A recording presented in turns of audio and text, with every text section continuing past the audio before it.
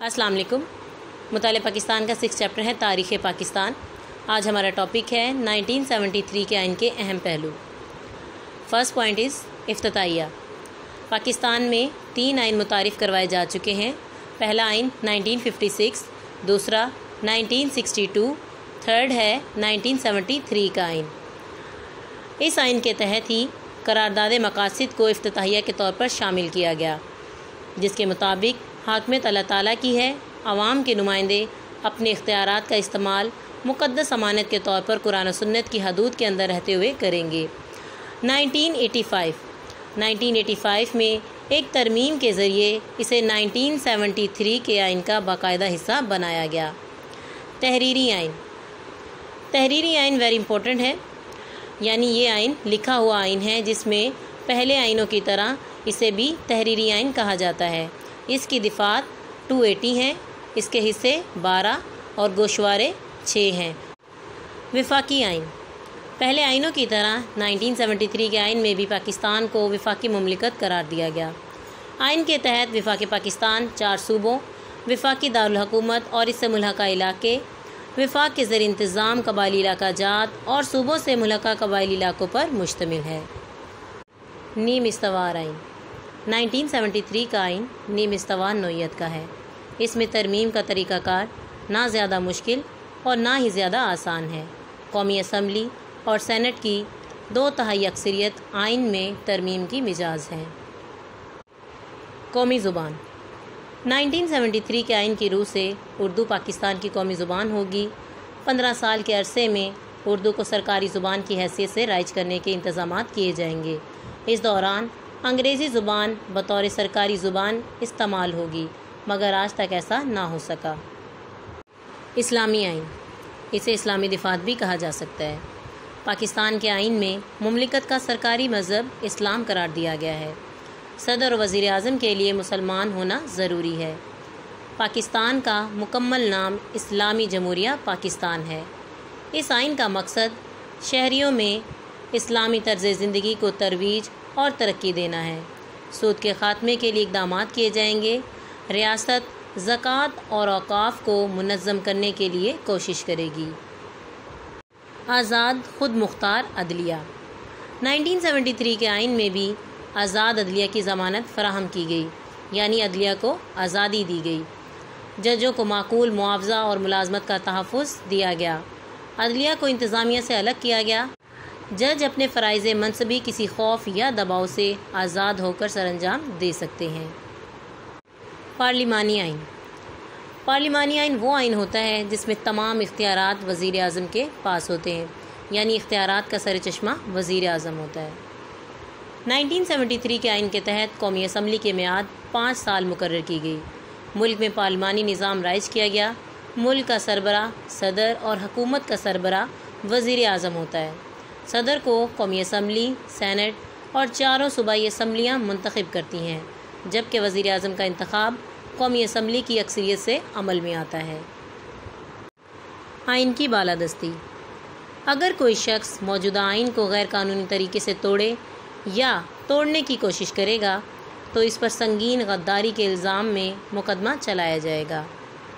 आइनी इदारे।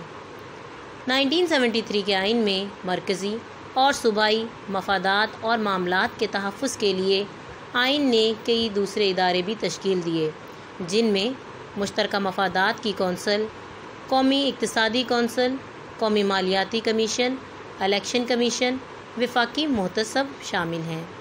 ये इदारे आइन की हदूद के अंदर रहकर अपने फ़राइज़ मनसबी सरअंजाम देने के लिए तैयार रहते हैं और मुल्की मफादात को मुक़द्दम समझते हैं। 2 ईवानी मुकन्ना, यानी जिसमें 2 ईवान हों, ईवान बाला और ईवान ज़ेरी।